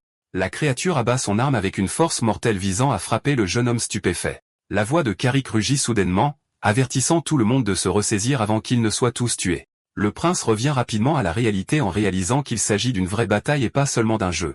Sur le flanc droit, Chris se bat férocement en réalisant que l'ennemi connaissait leur plan depuis le début. Caitlin suggère qu'il devrait se retirer et attendre une autre occasion de riposter. Elle soutient que continuer pourrait entraîner des pertes encore plus importantes, voire même la disparition de toutes les armées. Son frère est déchiré, mais il sait qu'elle a raison. Continuer le combat maintenant serait une grave erreur. Le cœur lourd, Chris prend la décision difficile et donne un ordre à ses forces. Il ordonne aux mages de former une ligne défensive et de gagner du temps pour le reste de l'armée. Le reste des troupes doit se ranger et se retirer aussi rapidement et de manière ordonnée que possible. Il rugit sur ses soldats leur ordonnant de survivre et de revenir quoi qu'il arrive sur le champ de bataille. Plus tard, les soldats survivants se sont retirés dans un camp temporaire installé dans un canyon isolé. Les guérisseurs soignent les blessés, leur magie verte brillant alors qu'ils réparent les blessures des soldats épuisés. Dans l'attente de commandement, Chris admet sa propre complaisance souhaitant avoir été plus méfiant. Le général Vandal lui dit que ce qui est fait et que leurs seules options sont de se retirer ou de demander des renforts. Le prince aîné est d'accord, ne voulant pas sacrifier ses subordonnés pour une vaine tentative de gloire. Mais au moment où il est sur le point de donner l'ordre, Félicia l'interrompt en annonçant qu'elle a une idée. Elle leur rappelle que son objectif initial en étant dans la région était d'explorer d'anciennes ruines. Le prince se souvient que dans le jeu, elle était une excellente mage mais spécialisée dans la recherche, pas dans le combat. Félicia déroule une carte pointant vers un endroit dans les montagnes de Jashuka, le site des ruines. Elle explique qu'elle a fait des recherches sur une ruine vieille de 1500 ans connue sous le nom de repère du dragon de la terre Enkidu. Le dragon né de la lave employait divers gardiens puissants pour protéger son repère et ses vastes trésors. Elle continue en expliquant que parmi ces gardiens se trouvaient les nains qui vivaient dans les montagnes de Jashuka. Le dragon leur avait fait forger des armes spéciales pour protéger sa maison. Félicia révèle le nom de cette arme légendaire, l'enclume génitrice de tonnerre. Il peut contrôler les chimères et lancer une magie suffisamment puissante pour anéantir toute une armée. Une main frappe fermement la carte juste au-dessus de la représentation de la puissante enclume signifiant qu'une décision a été prise. La princesse déclare avec une conviction absolue que s'ils veulent gagner cette guerre, trouver cette arme est leur seule véritable option. Le général Vandal demande à Félicia si elle connaît l'emplacement exact de l'enclume puisqu'elle est venue dans cette région à l'origine pour la trouver. Chris rejette son idée en disant que ces informations ne sont pas d'une grande aide si elle ne sait pas où se trouve l'arme. Il soutient qu'ils ne peuvent pas risquer la vie de tout le monde dans une chasse au trésor alors que l'ennemi pourrait attaquer à nouveau à tout moment. Félicia lance un regard noir à son frère, contrarié par ces mots, et insiste sur le fait que l'enclume légendaire est bien ici. À ce moment, le jeune prince s'avance avec une expression sérieuse, prenant sa sœur par surprise. Il explique qu'il a vu l'enclume dans le jeu et qu'il a également lu à son sujet en étudiant des histoires de nains. Le jeune homme continue de parler avec confiance, se tournant pour faire face à ses frères et sœurs et au général sceptique. Il termine en déclarant que, plus important encore, il croit en sa sœur Félicia, la laissant momentanément stupéfaite. Elle regarde son jeune frère, touché par son soutien soudain, tandis qu'il pense que c'est une bonne occasion de marquer des points. Chris soutient qu'il ne s'agit pas de savoir à qui faire confiance, mais le prince note intérieurement à quel point son frère est persistant. Le jeune homme pointe ensuite la carte révélant que la tribu Gandharva a également des légendes similaires à propos de cet endroit. Il fait un geste vers une montagne spécifique, certain que l'entrée de la ruine s'y trouve et qu'il peut la trouver. Il promet d'assumer l'entière responsabilité en cas d'échec, demandant leur confiance juste cette fois. Plus tard, un petit groupe traverse le ciel nocturne sombre sur des coursiers fantômes lumineux invoqués par Félicia. L'équipe d'expédition, camouflée pour le voyage, glisse silencieusement sur ses montures magiques vers les montagnes. Le prince est soulagé qu'ils aient réussi à partir à la recherche de l'enclume, mais il a maintenant un autre problème à résoudre. Carrick lui dit de s'accrocher, mais le jeune homme est confiant, se souvenant qu'il montait souvent ses montures dans le jeu. Il invoque un écran transparent devant lui, ressemblant à une interface de jeu de sa vie passée. Selon la mini-carte, il faudra environ 1 heure pour atteindre l'entrée, ce qui facilite la navigation. Il pense que le vrai défi est de trouver comment guider les autres vers l'endroit de manière naturelle. Le prince se concentre, essayant de trouver une excuse convaincante pour mener le groupe sans révéler son secret. Il décide qu'il a juste besoin d'élaborer un plan avant leur arrivée, confiant que tout finira par s'arranger d'une manière ou d'une autre. Il lâche alors une raison complexe concernant les cartes des portails et les caractéristiques du terrain, affirmant qu'il peut trouver l'endroit de cette façon. Ses compagnons le regardent dans un silence stupéfait. Le jeune homme se demande intérieurement si son excuse absurde a réellement fonctionné. Après leur atterrissage, Caitlin demande ce qu'il voulait dire. Il se sent frustré, mais elle lui dit simplement de montrer le chemin. Le jeune homme se tourne vers son autre sœur, espérant une sorte de soutien pour son plan désespéré.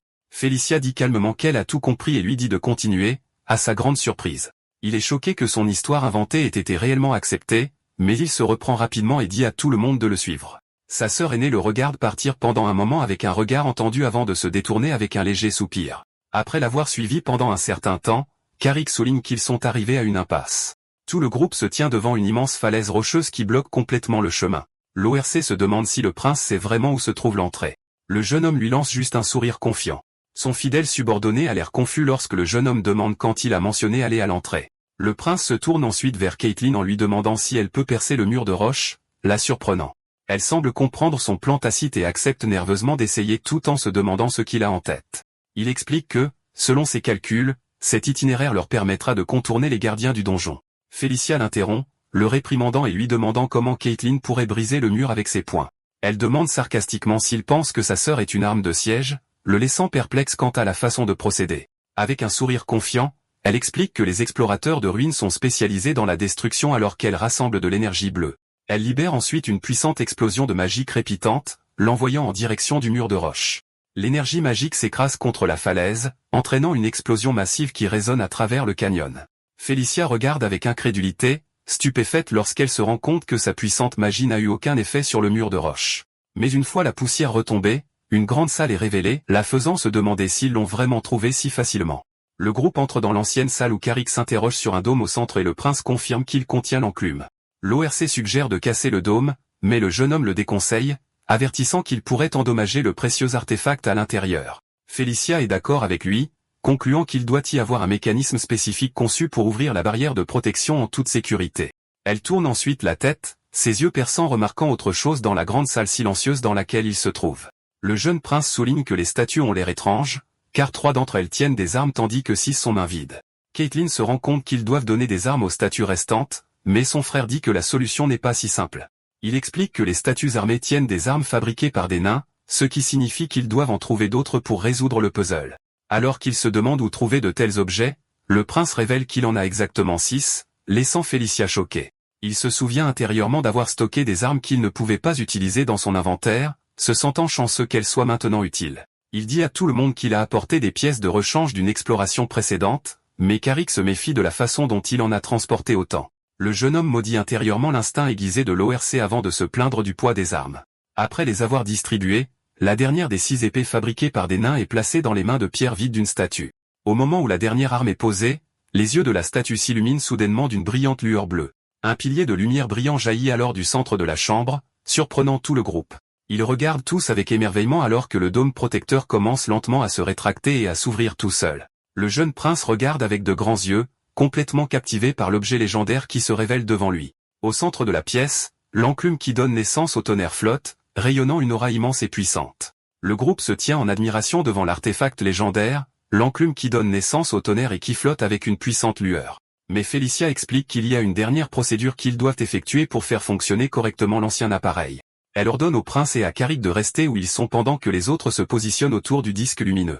Le plan est d'injecter de la puissance magique dans la plateforme en commençant par elle et en augmentant progressivement la quantité dans le sens des aiguilles d'une montre. Tout le monde se déplace vers les endroits désignés formant un cercle autour de l'enclume alors qu'ils se préparent à commencer le rituel. Félicia leur dit de se concentrer et commence le processus en rassemblant de l'énergie bleue crépitante entre ses mains tendues. Un réseau d'énergie électrique les relie tous alors qu'ils déversent leur magie dans l'appareil, donnant de la puissance à toute la pièce. Elle crie soudainement à son frère, l'exhortant à canaliser plus de puissance magique dans le rituel, et il obéit rapidement. La princesse encourage le groupe à maintenir le flux d'énergie, les avertissant de ne pas baisser leur garde ne serait-ce qu'un instant. Les 2 frères et sœurs continuent de canaliser leur pouvoir et l'immense pression magique s'accumule autour de l'artefact lumineux. Il serre les dents avec un regard de concentration intense, concentrant toute son énergie sur le rituel d'activation exigeant. Soudain, un éclair massif jaillit de l'enclume, tirant droit vers le haut et traversant le sommet de la montagne. Le flash de lumière brillant s'estompe, laissant le jeune prince désorienté alors qu'il se retrouve dans un endroit complètement différent. Il se trouve maintenant dans une vaste chambre ardente entourée des corps d'innombrables guerriers nains vaincus. La scène est une scène de dévastation totale avec les nains tombés s'étendant aussi loin que l'œil peut voir. Une voix autoritaire résonne soudainement à travers la chambre et le jeune homme regarde autour de lui avec choc et confusion. Il lève rapidement les yeux vers le plafond en essayant de localiser la source de la voix puissante qui résonne d'en haut. Ses yeux s'écarquillent d'incrédulité pure lorsqu'il voit la silhouette immense et terrifiante descendant du ciel rempli de fumée.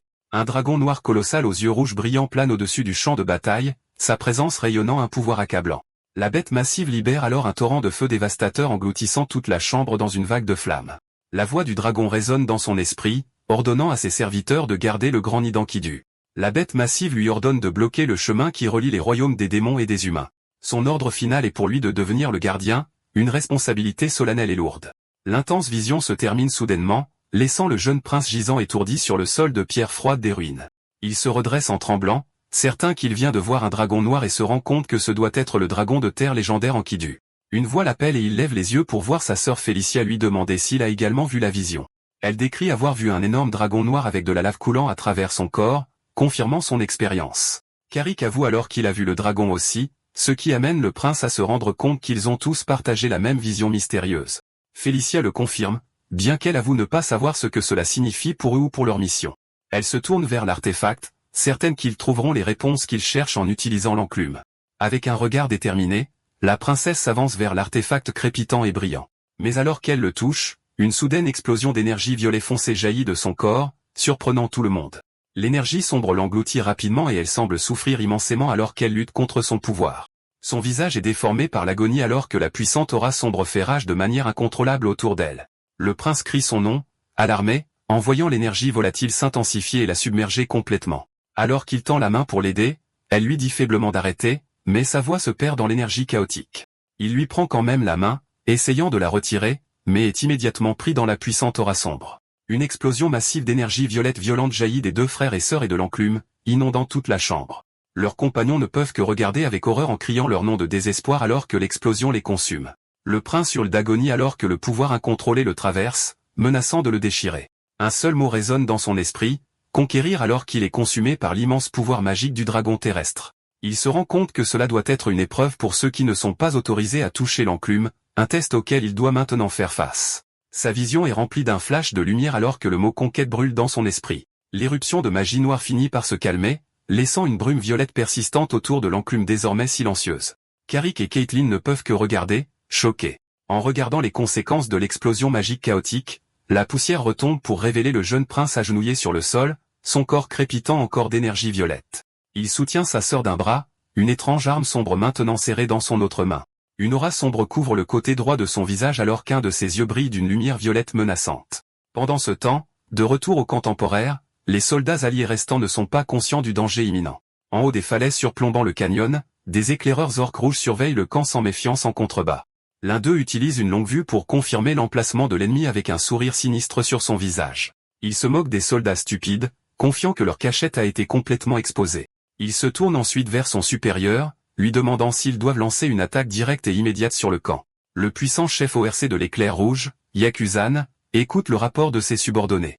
Il donne l'ordre à tous ses guerriers de se préparer au combat, déclarant qu'il est temps de nettoyer les ordures restantes.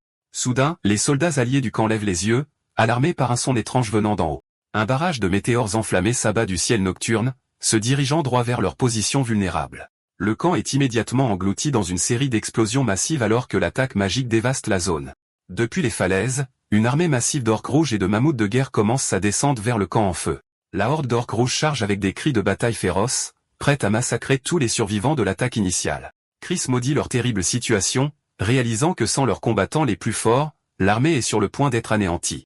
Il ne peut que regarder de loin alors que les explosions enflammées continuent de dévaster leur camp de Terteport. Pendant ce temps, le chef ORC rouge se moque des démons stupides, disant qu'ils méritent cela pour leur arrogance. Il ordonne à ses mages de tuer tous les soldats restants et il commence à rassembler de l'énergie magique pour le coup final.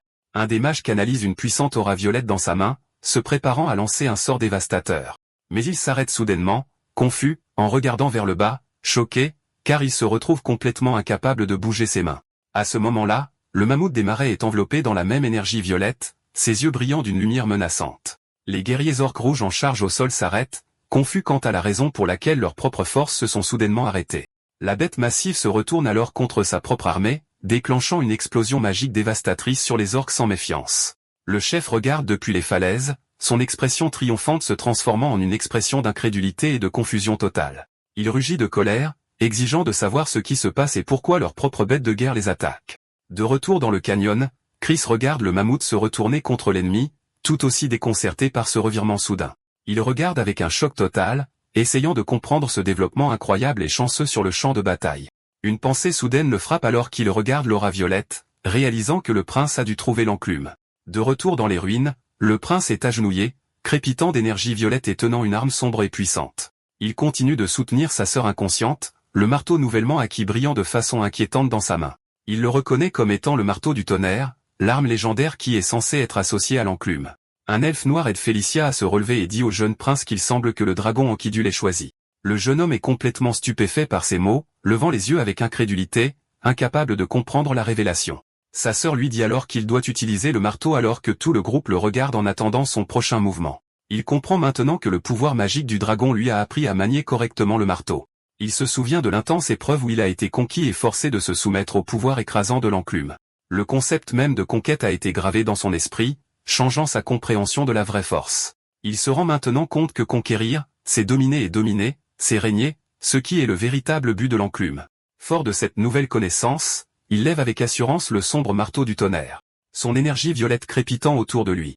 Un sourire confiant se répand sur son visage alors qu'il décide que son premier acte sera de dominer le mammouth des marais. Il frappe ensuite l'enclume avec le marteau, déclenchant une vague massive d'énergie violette qui jaillit des ruines. Sur le champ de bataille lointain, le mammouth des marais rugit alors qu'il est enveloppé dans la même puissante aura violette. La bête massive se retourne immédiatement contre sa propre armée, déclenchant une attaque dévastatrice sur les orques rouges sans méfiance. Les soldats ennemis hurlent de terreur et de confusion, complètement pris au dépourvu par la trahison soudaine de leur bête de guerre. Le chaos et la destruction se répandent dans leur rang alors que le mammouth contrôlé poursuit son déchaînement implacable. Le chef ORC rouge regarde depuis les falaises, son visage affichant une incrédulité alors qu'il voit ses forces décimées. Le général Vandel voit le mammouth attaquer l'ennemi et réalise que le prince et ses compagnons ont dû réussir. Il saisit immédiatement l'occasion, ordonnant à ses forces alliées de charger et d'anéantir l'ennemi. Les orques alliés se heurtent à la tribu désorganisée de l'éclair rouge, profitant de leur avantage dans la bataille chaotique. Le chef ennemi reste figé sur la falaise, regardant impuissant toute son armée tomber dans le désarroi. Un subordonné demande comment cela se passe et le chef admet qu'il ne sait pas qui exerce un tel pouvoir. Lorsque son subordonné suggère qu'il devrait se retirer pour l'instant, le chef rugit de fureur à cette simple pensée. À ce moment-là, Chris apparaît derrière lui assénant un coup puissant qui fait trébucher le chef non préparé. Le frère du prince lance un regard noir à son ennemi, lui disant que sa conquête destructrice ira jusque-là. Il propose de tuer le chef sans douleur s'il se rend, mais le fier guerrier ne répond que par un rugissement furieux. L'ORC enragé bondit dans les airs, jurant de le réduire en miettes pour son offre insultante. Mais Chris est prêt pour lui, déclenchant une puissante attaque de poing de seigneur des bêtes pour contrer la charge du chef. Les deux puissants guerriers s'affrontent dans une explosion dévastatrice de force qui envoie des ondes de choc à travers la falaise. Les orques rouges restants regardent avec horreur la défaite de leur chef, leur morale complètement brisée. Le frère du prince regarde sa main ensanglantée, sachant qu'il n'a plus qu'à nettoyer le reste de l'ennemi. Plus tard, il se tient avec ses jeunes frères et sœurs, admettant qu'ils auraient eu de gros problèmes sans leur aide. Il regarde ensuite au loin, une expression inquiète sur son visage alors qu'il se demande s'ils vont bien. De retour dans les ruines, les autres regardent une projection magique montrant le mammouth contrôlé se déchaîner à travers l'ennemi. L'elfe noir est encore stupéfaite de constater qu'avec le pouvoir de l'enclume, la tribu de l'éclair rouge est complètement détruite. Un regard de satisfaction sombre traverse son visage alors qu'elle regarde l'anéantissement complet et total de l'ennemi. Mais alors qu'elle parle, elle s'effondre soudainement, affaiblie par le contre-coup magique de l'artefact. Ses compagnons se précipitent à ses côtés et elle les rassure en leur disant qu'elle ira bien après un peu de repos. L'elfe noir propose de préparer un endroit pour qu'elle se repose, mais remarque alors que le jeune prince a disparu. Un instant plus tard, il le trouve à l'extérieur des ruines, assis seul et regardant le ciel. Il pousse un soupir de soulagement alors qu'une série de notifications apparaît, l'informant qu'il a gagné plusieurs niveaux. Il est surpris par l'augmentation soudaine et massive de son niveau se demandant si c'est parce qu'il a utilisé l'enclume. Une autre notification apparaît alors, l'informant que sa compétence de conquête a également augmenté. Il ouvre sa fenêtre d'état et est ravi de voir que sa compétence sous la bannière du roi a également augmenté. Un sourire confiant se répand sur son visage alors qu'il se rend compte que sa compétence principale devient plus forte, ce qui est une excellente nouvelle pour lui. Il remarque également une nouvelle compétence appelée Chevalier du Roi, devinant d'après son nom qu'il s'agit d'une sorte de capacité d'invocation. Juste à ce moment-là, une voix l'appelle par son nom, le sortant de ses pensées avec une secousse soudaine. Il se tourne pour voir sa sœur Caitlin marcher vers lui avec un regard inquiet sur son visage. Il la salue avec un sourire joyeux réalisant qu'il avait quitté les ruines sans dire à personne où il allait. Mais avant qu'il ne puisse s'excuser, il reçoit une puissante tape sur la tête de sa sœur aînée en colère. Elle le gronde pour avoir disparu sans un mot et il ne peut que s'excuser de l'avoir inquiété. Elle lui dit que ce n'est pas grave tant qu'il est en sécurité, mais dit ensuite qu'ils devront camper là pour la nuit. Il est confus par cela, mais elle explique que bien que c'était le plan initial, ils ont maintenant un problème. Un regard d'inquiétude traverse son visage alors qu'il se demande quel genre de problème aurait pu survenir maintenant. Caitlin explique que leur sœur Félicia a perdu conscience et est maintenant dans un sommeil profond. Elle dit que Félicia s'était trop forcée après avoir été capturée par la tribu de l'éclair rouge. Même si elle a dit qu'elle irait bien avec un peu de repos, elle s'est effondrée et ne s'est plus réveillée depuis. Sa sœur explique ensuite que sans Félicia, ils ne peuvent pas invoquer les destriers fantômes pour retourner au camp principal. Le jeune prince est d'accord avec son plan, mais il ne peut s'empêcher de s'inquiéter de l'état de sa sœur. Plus tard dans la nuit, le petit groupe se repose dans les ruines maintenant calmes en attendant que leurs compagnons se rétablissent. Le prince remarque que sa santé s'est complètement rétablie probablement en raison de l'énorme niveau qu'il vient de recevoir. Il est surpris de ne pas être fatigué du tout et se demande s'il devra attendre comme ça jusqu'au matin. Une pensée soudaine le frappe alors qu'il regarde autour de lui l'ancienne et mystérieuse chambre dans laquelle il se trouve. Il se souvient qu'ils sont à l'intérieur d'une ruine, ce qui signifie qu'il doit y avoir des trésors cachés et des armes plus profondément à l'intérieur. Bien sûr, il sait aussi que de tels trésors seront protégés par toutes sortes de pièges dangereux et de puissants gardiens. Il serre le marteau de tonnerre, un sourire confiant sur son visage alors qu'il se rend compte qu'il est maintenant le souverain des ruines. Le pouvoir de l'ambule ne fonctionne peut-être qu'à l'intérieur de cette ruine, mais ici, il lui accorde une autorité absolue et inégalée. En d'autres termes, il a maintenant un laissez-passer pour explorer tout le donjon sans aucune crainte de ses dangers. Il réveille alors son loyal subordonné Carrick qui dort encore profondément sur le sol de pierre froide. Avec un sourire espiègle, le prince dit à son compagnon Groggy de venir quelque part avec lui. Alors qu'il s'enfonce dans les ruines, l'ORC demande nerveusement s'il est normal d'entrer comme ça. Le prince le rassure et souligne ensuite qu'une ruine comme celle-ci doit contenir des armes décentes. Dès qu'il ouvre la porte de la pièce suivante, son loyal subordonné laisse échapper un halètement terrifié. Il pointe du doigt en tremblant, avertissant le prince d'un énorme monstre dormant sur le sol. Le jeune homme explique calmement qu'il s'agit d'un arc golem sous la forme d'un griffon, l'un des puissants gardiens du donjon. Il note intérieurement que s'ils étaient entrés normalement, ils auraient probablement été tués par cette puissante créature. Carrick avoue qu'il préférerait ne pas combattre quelque chose d'aussi menaçant, mais le prince se moque de lui pour être un lâche. Un instant plus tard, la peur des orques se transforme en excitation lorsqu'il trouve un énorme coffre-fort rempli de richesses. Il brandit une pièce d'armure dorée en s'exclamant qu'elle ressemble à un équipement de haute qualité. Le prince acquiesce, notant la faible aura magique et confirmant qu'il s'agit bien d'une puissante armure magique. Il demande ensuite à son loyal subordonné s'il veut la prendre, à la grande surprise de l'ORC. Avec un sourire, le jeune homme dit qu'elle est de toute façon trop grande pour lui et Carrick accepte avec gratitude le généreux cadeau. Le prince ramasse ensuite une poignée d'anciennes pièces d'or décidant de stocker tous les objets utiles dans son inventaire. Il dit à son compagnon de prendre tout ce qu'il veut pendant qu'il continue à regarder autour de lui la vaste salle au trésor. Alors qu'il scrute la pièce, ses yeux tombent soudainement sur un grand coffre orné et il se demande ce qu'il pourrait contenir. Il ouvre le coffre mais ne trouve rien à l'intérieur, sauf un seul petit bouton au fond. Il appuie dessus et une section du mur du fond commence soudainement à briller et à se rétracter avec un faible grondement. Une porte cachée est révélée menant à une chambre secrète sombre qu'il n'avait pas remarquée auparavant. Un large sourire excité se répand sur son visage alors qu'il se rend compte qu'il doit y avoir quelque chose de spécial caché ici. Il entre avec assurance dans le passage secret, ses pas résonnant dans le couloir sombre et silencieux. Après une courte marche, il émerge dans un grand espace ouvert au cœur de la chambre cachée. Il regarde autour de lui l'immense pièce et ses yeux se fixent immédiatement sur un seul objet au centre. Un puissant artefact flotte au-dessus d'un piédestal rayonnant une aura sombre familière et extrêmement puissante. Il reconnaît instantanément le mana, un sentiment de familiarité l'envahissant alors qu'il fixe l'objet. Même s'il ne l'a jamais vu auparavant, son nom lui vient automatiquement à l'esprit comme s'il l'avait toujours connu. Il lève les yeux vers l'artefact flottant, sa voix remplie d'un mélange d'admiration et de révérence alors qu'il le nomme. C'est le gantelet d'Enkidu, et également connu sous le nom de trembleur de terre, l'un des artefacts les plus puissants du monde entier. L'arme légendaire flotte silencieusement, son immense pouvoir contenu dans sa forme blindée ancienne. L'aura de conquête qui le traverse maintenant résonne avec le gantelet légendaire. Il ressent une attraction irrésistible vers l'artefact, une connexion puissante qui semble l'appeler. Mais alors qu'il essaie de l'atteindre, une série de notifications apparaît, l'avertissant que ses statistiques sont toutes insuffisantes. Il est choqué de réaliser que même avec ses récentes augmentations de niveau, il n'est toujours pas assez fort pour manier le gantelet. Malgré les avertissements, le puissant artefact continue de briller, son aura intense se tendant vers lui. Une nouvelle notification apparaît alors, l'informant que le trembleterre l'a reconnu comme son maître. L'utilisateur du gantelet est alors remplacé par son nom à sa grande surprise et confusion. Un brillant éclair de lumière dorée enveloppe sa main alors que le trembleur de terre se matérialise et fusionne avec son bras. Le prince est momentanément aveuglé par la puissance intense sentant l'ancien artefact devenir une partie de lui. Il regarde avec émerveillement le gantelet se former autour de sa main et une notification confirme une augmentation massive des statistiques. Il n'arrive pas à croire à quel point ses statistiques ont augmenté juste en équipant le puissant artefact légendaire. Un sourire confiant se répand sur son visage alors qu'il imagine à quel point il deviendra plus fort à mesure que son niveau augmente. Il est ravi de sa nouvelle acquisition réalisant qu'il a trouvé un objet encore meilleur qu'il n'aurait jamais pu l'espérer. Le gantelet d'Ankitu est maintenant le sien, une arme puissante qui changera sans aucun doute le cours de son voyage. Soudain, la voix de Carrick le surprend et il se retourne rapidement en essayant de cacher le gantelet brillant. Il est choqué de voir ses subordonnés se tenir là et l'ORC révèle qu'il a tout vu, y compris le gant qui disparaît.